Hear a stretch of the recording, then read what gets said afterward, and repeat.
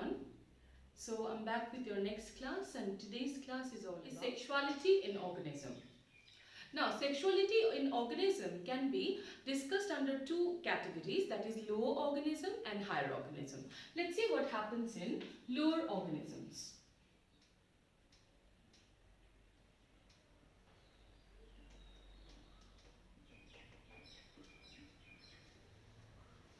In lower organisms, like in certain of algae and fungi, most of the time the gametes that are being formed, those gametes are going to be morphologically similar. Now, if the fusing gametes belong to the same parent, we will call those organisms to be homothallic.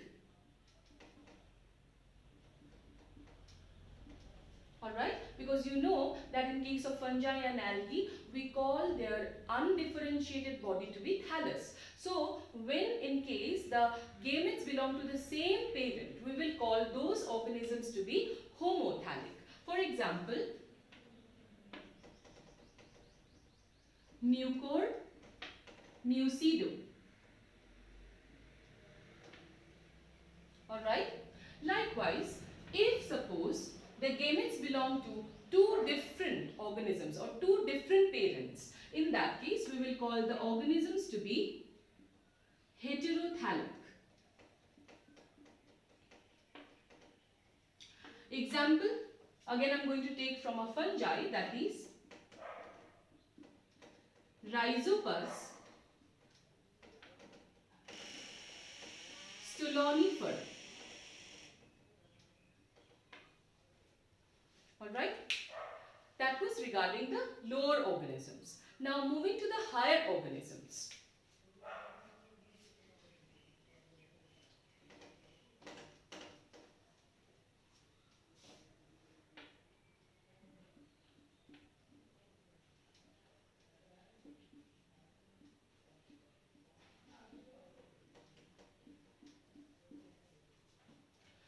For higher organisms, the sexual reproduction or the type of sexuality that they exhibit, that is going to be very complex or much more well developed or advanced, you can say. Let me take an example. Let me take an example of angiosperms here, the higher plants. In angiosperms, the reproductive phase itself is marked by the formation of flowers. A flower being a specialized reproductive shoot, it consists of the male as well as the female sex organs. Now, in a particular flower of an angiosperm, there are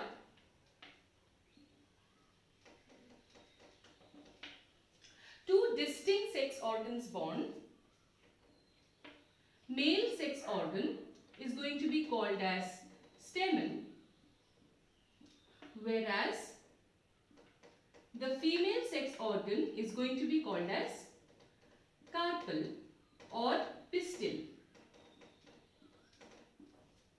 Right? You already know that from morphology chapter in class 11. Now, in case in a particular flower both stamen and carpel are present, in that case we will call that particular flower to be bisexual flower. Bisexual flower, where stamen and carpel are both present.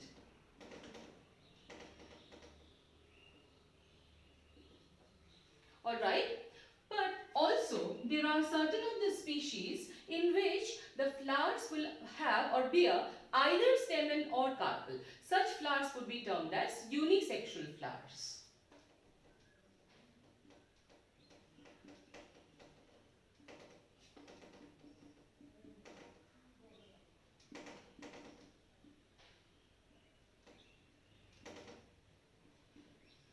In this particular case of unisexual flowers, the flowers bearing stamen are called staminate, whereas the one that bears carpel or pistil is called pistinate. Alright? Now, unisexuality among the flowers gives rise to two very, very important conditions. That would be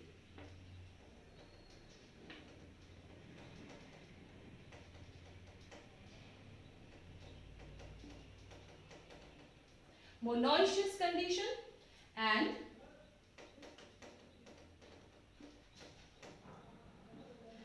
dioecious condition.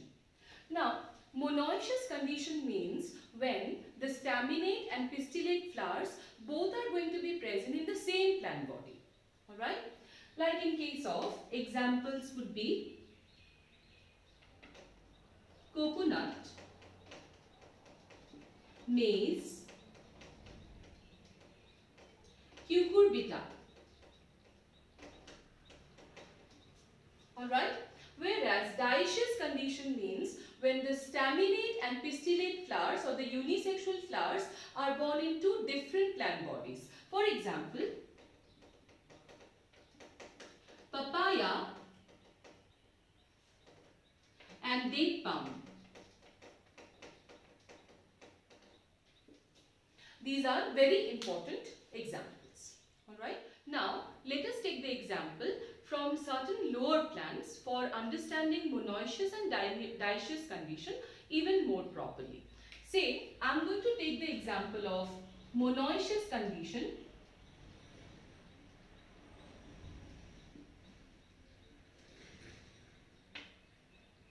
Monoecious condition, I am going to take the example for Cara, and for dioecious,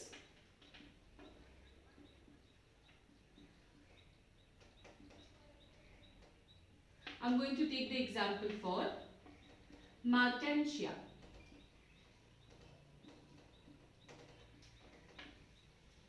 Okay. Now, for Cara, first of all.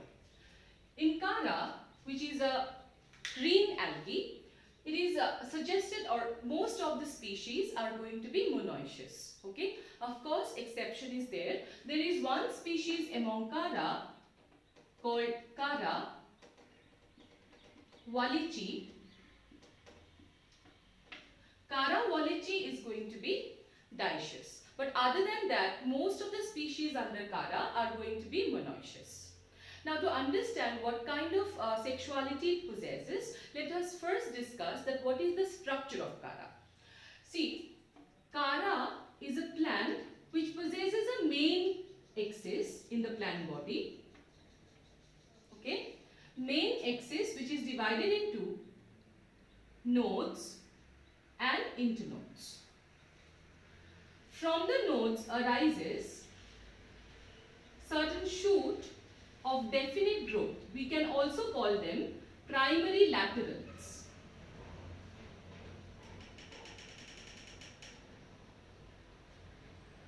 These are the primary laterals. Alright. Now, if we look at this primary lateral, this suppose is the primary lateral. If we look at one primary lateral closely, in that case you will find that, suppose this is one primary lateral. This primary lateral is again going to be divided into certain nodes and internodes. Okay. And each node, if you look closely, in each node, you will find that from each node, sex organs will remain suspended. So, the sex organs of Cara would remain suspended in these nodes of the primary laterals. Okay. Now, the sex organ of Cara is known as globule for the male reproductive unit and nucleus for the female reproductive unit. Alright. So, globule, do remember, it's known as globule and it's called nucleus.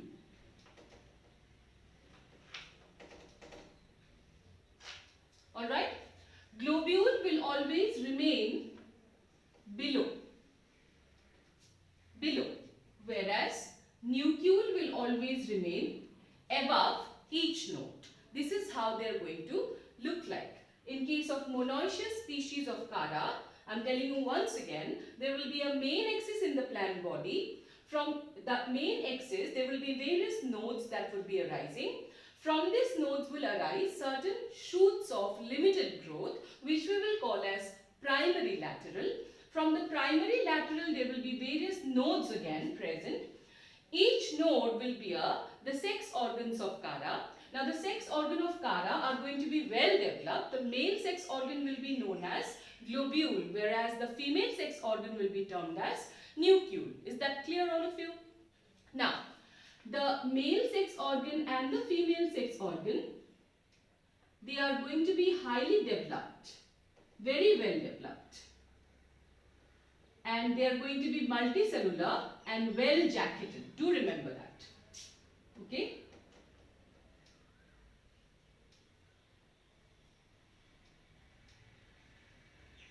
The diagram is more properly given in your NCERT books as well. To have a much more clearer look, you can refer your book as well. But then do remember the terms here. The globule is for the male and nucleus for the female. Now do remember one very, very important point here, that the both sex organs are well developed. They are multi-celled and jacketed.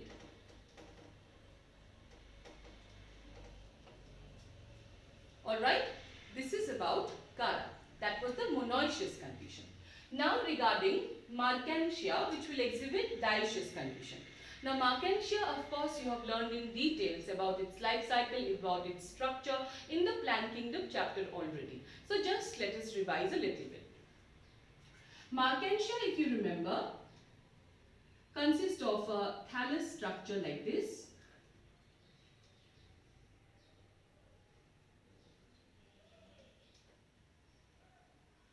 Right? Are you able to recall? It consists of a dorsiventral thallus where the lower surface bears unicellular unbranched rhizoids and upper surface shows dichotomous branching. Alright? Now suppose this is the female thallus and this is the male thallus, right? Because it's a dioecious plant, so in that case male and female sex organs will be born in two different plant bodies. So suppose this is the female thallus, this is the male thallus. Now if you remember, during reproductive phase in Mercantia, some specialized receptacles will start arising in the thallus. These receptacles for the female thallus will be known as archegoniophore,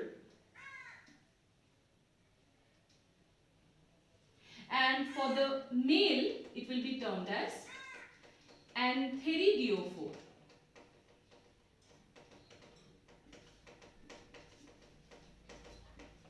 Alright? Now, the female receptacle will be a 9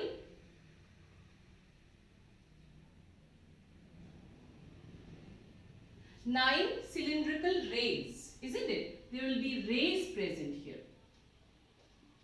Whereas the male receptacle will be a some blunt 8-lobed receptacle. 8-lobed receptacle. This is how we differentiate between the two thallus. Which one is a male, which one is a female. It understood by the presence of rays or 8-lobed receptacle, isn't it? So now on top of this receptacle will be born the male and the female sex organ. For the female, here there will be a archegonia born.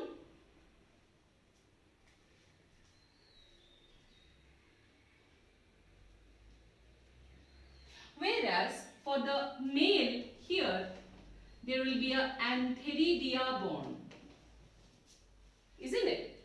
And finally, the antheridia, if you remember, will be bearing biflagellated coiled male gametes, that is antherozoid, whereas the female, the archegonia, will be bearing the female gamete egg. Fertilization or fusion of gametes will be occurring in the presence of water. Fine. So that was regarding the plants. Likewise for animals as well, unisexuality and bisexuality exist. Like for example, in case of animals, we can take a few examples like earthworm,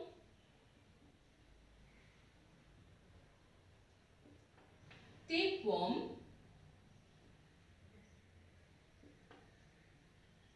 leech, etc., they would be hermaphrodites, means they would be bisexual organisms which will possess both male and female reproductive organs. But on the other hand, there are also organisms which are unisexual, like most of it.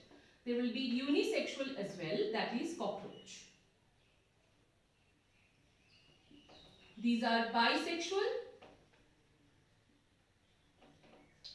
and this is unisexual.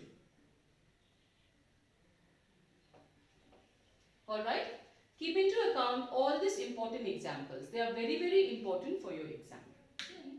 In gamete transfer, mainly we are going to discuss about how the gametes being formed are brought towards each other or physically brought together so that fertilization can occur. Alright. Now, after the formation of the gametes, it is very, very important that they are also going to reach towards each other. Otherwise, fertilization cannot take place. Now, in most of the lower organisms, like say in certain of algae or in certain fungi, both male and female gametes are motile. In that case, it is not going to be much of a problem for them to reach towards each other. But in majority of cases, most of the organisms, it is not so. In most organisms, the male gamete is motile, but the female gamete is non-motile. It is stationary. In that case, the male gamete has to do certain kind of a process by which it can reach out to the female gamete, isn't it?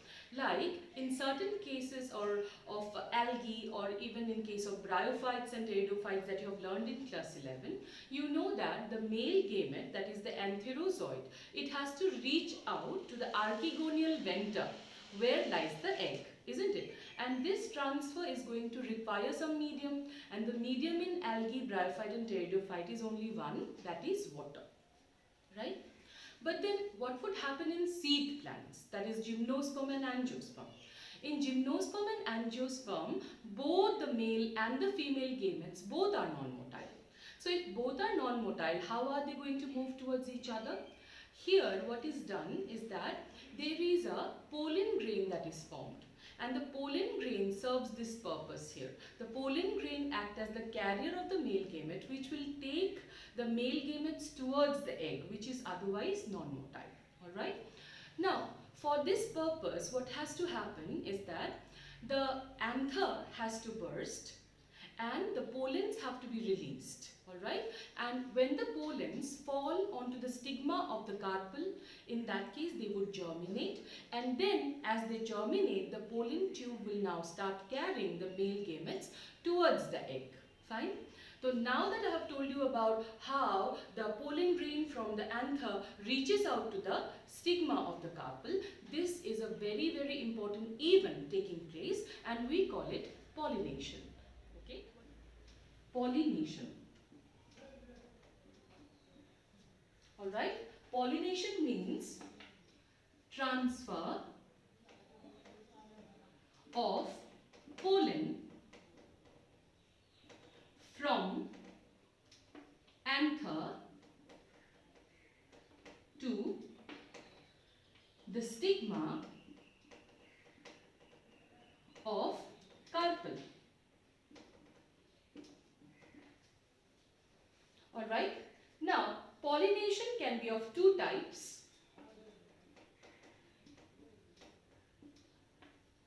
One is self-pollination.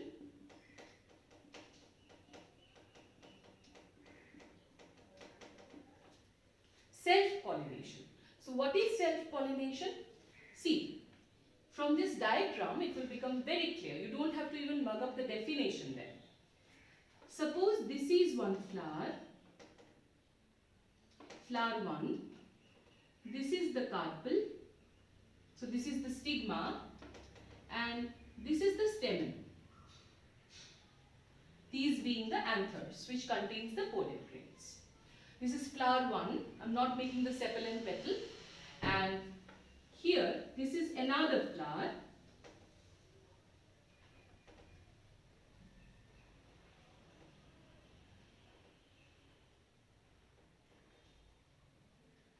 Flower 2, alright, flower 1 and flower 2. But both flower 1 and flower 2 belong to the same plant. They both belong to the same plant. Alright. Now see, if suppose pollen grain from this anther, it reaches out to the stigma of the same flower. Alright. Pollen grain from this anther is reaching out to the stigma of the same flower. Or else, pollen grain from the anther reaches out to the stigma of a different flower, but then of the same plant. In both the cases, we will call it self-pollination.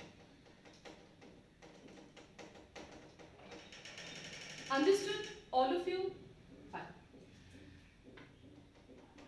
Now, the next one is cross-pollination.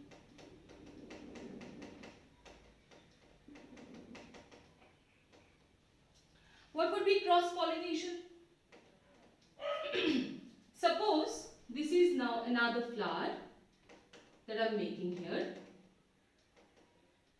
Stigma, anthers. Alright? This is flower 3. And where do I make the flower 4? For that, see here.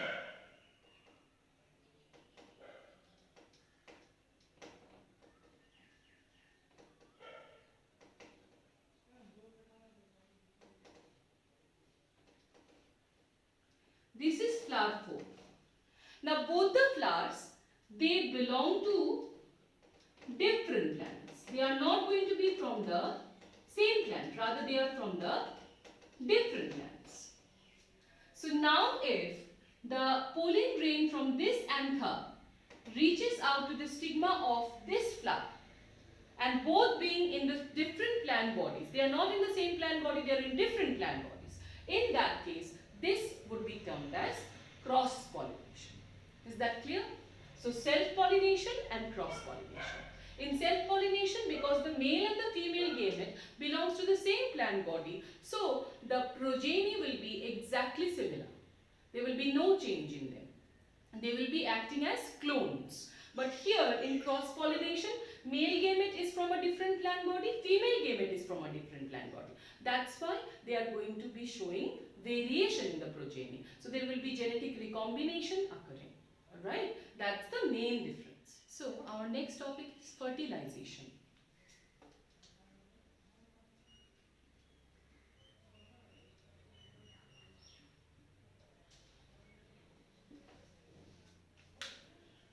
Fertilization is the most important or most vital event that is occurring in the sexual reproduction. Here, finally, the gametes will undergo fusion, that is syngamy, and will result into the formation of a diploid zygote. Alright. Now, here there is a special mention that sometimes the egg, or rather the female gamete, without undergoing fusion with the male gamete, might directly undergo development into a new progeny. This process is very much common in the honeybees or birds like turkey or rotifers, etc., and in certain lizards as well.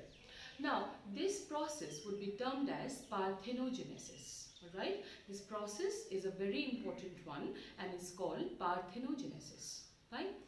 Now, whether fertilization is occurring inside the body of the organism or whether it's occurring outside in the external medium, accordingly fertilization can be of two types. So let's see what are the types.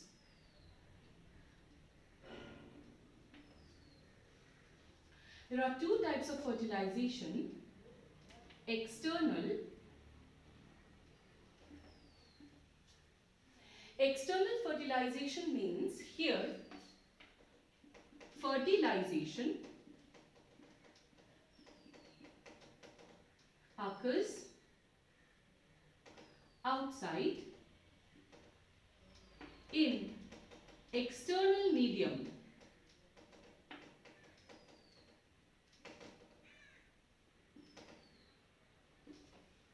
This is very common in fish, in amphibians, and also certain algae. Now, one of the major drawback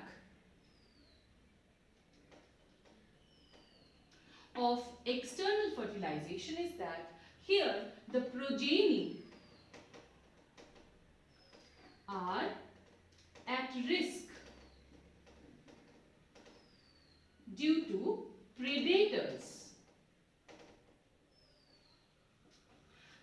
continuously at risk due to predators and they might not survive to reach adulthood.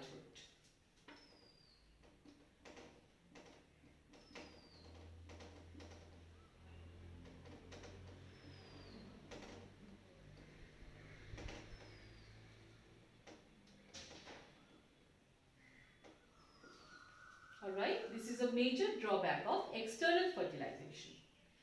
Next, internal fertilization. In most plants and animals, the fusion or fertilization would be occurring inside the body of the organism or inside the body of the female. This is going to be called as internal fertilization. So here, fertilization occurs inside the body of female. Alright. Now there is more of protection given to the developing zygote here and there is no chance of predation that was happening in case of external fertilization. Alright. But then do remember, in majority of the cases of internal fertilization as well, the male gamete is motile, the female gamete is not motile. So in that case, the male gametes have to reach out to the female gamete. In most of the cases, the male gamete may not successfully reach out to the female gamete. So here, to compensate for this loss, the number of male gametes will be 1,000 times more in comparison to the female gamete. Alright, just to make sure that fertilization occurs. Fine. But in case of the higher plants like angiosperms, both male and female gametes are non-motile, and as I have already mentioned that here the male gametes will have to be brought into or towards the female gamete by the help of pollen tubes. Alright. Now let us discuss the last topic under this chapter, that is post-fertilization events.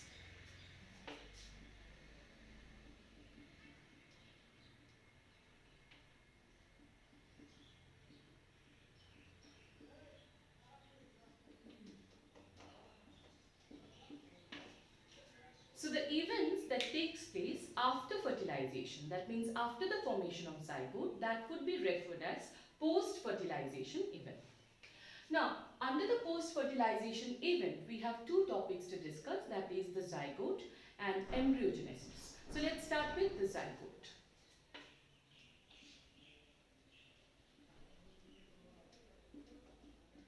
The zygote is the diploid structure that is being formed after successful fusion of the two gametes, the male and the female gamete. Now, zygote is the most important thing that is formed in the sexual reproduction. It is a vital link. This is very important a statement to remember. It is a vital link between two successive generations that ensures or allows the continuity of a race from one generation to another. Alright? Now, for zygote, do remember that if the zygote is being formed by external fertilization, then in that case it will be formed in the external medium, and if it is being formed by internal fertilization, it will be inside the body of the female. Now, regarding zygote, there is one very important thing. See, how the zygote would develop will depend on the life cycle pattern of that organism. Like in certain of lower organisms like certain algae or fungi, just after the zygote is formed, it does not immediately start growing. Rather, it will start secreting a thick wall, resistant wall around itself, and then it will go into a period of rest in which it will survive the unfavorable condition. Once the unfavorable condition is gone or it's over, only then the growth will resume. That particular cyst-like structure will germinate. Alright? Likewise, you also know that in certain of organisms which are haploid, as soon as the zygote will form, the zygote itself will undergo meiosis. And as it's undergoing meiosis, it will give rise to haploid spores, and later on spores will give rise to the whole body of the organism. So how the zygote will develop finally after formation, that will keep on varying from one organism to another. Right? Now, here there is a very, very important thing that you must be able to answer. The question is, why there is a shift from a sexual mode to sexual mode? By now that you have learned so much about reproduction, you should be able to answer this. The answer is very, very simple, and that is sexual reproduction allows the organisms or the progeny to survive unfavorable condition, which is of course not going to be allowed by asexual mode. And that's why most of the higher or advanced organisms, they have opted for sexual reproduction rather than asexual. Alright? And why is it so? Because sexual reproduction finally will allow genetic recombination. That will allow variation in the progeny, and due to variation, the progeny will be much more suitable to fight with the ever-changing environment. Alright, clear? So next, let us see the last topic, that is embryogenesis.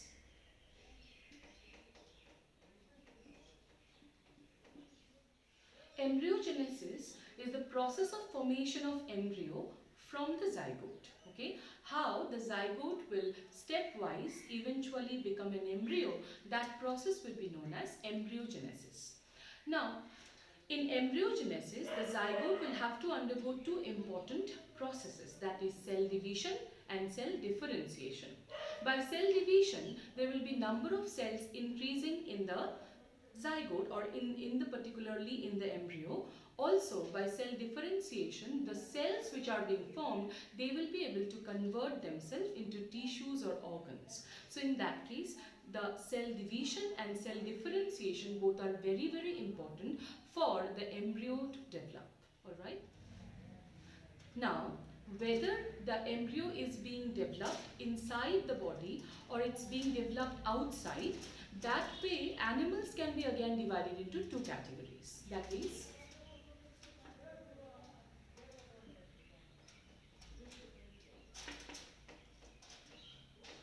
oviparous and viviparous. Oviparous means those animals like birds or reptiles in which the fertilized egg will be laid in a safe or a protective environment. After incubating for a particular amount of time, the eggs will hatch and the young ones will be released. Alright. So examples here will be birds or reptiles. In short, those organisms which will lay eggs. Alright. Whereas viviparous means organisms where the zygote will develop inside the body of the female.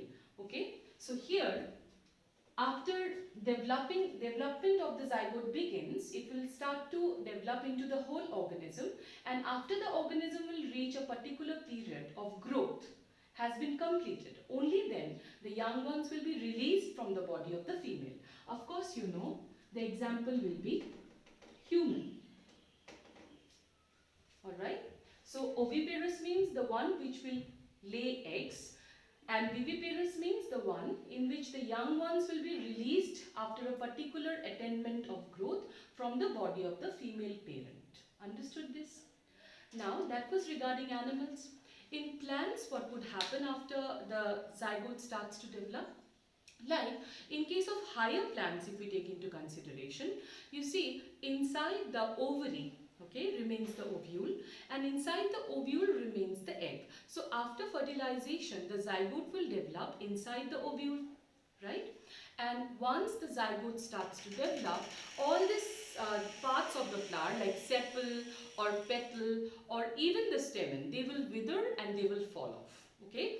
The only thing that remains attached to the plant body would be the pistil or the carpel. Now what would happen? What are the changes that would happen, you see? The ovule eventually will give rise to seed. It will convert into a seed. Whereas the ovary will eventually convert into fruit. So as the outer wall of fruit, all of you have learned in morphology chapter, is called pericarp. That pericarp is actually being formed to give extra protection to the developing zygote. Eventually the seed will be dispersed outside, and as it will fall in moist soil or it will fall into a suitable substratum, it will germinate and give rise to a new plant. Alright, so this was for your first chapter. This is the end of your first chapter, Reproduction in Organism. In our next class, we'll start with the second chapter, that is Sexual Reproduction in Flowering Plants. Thank you.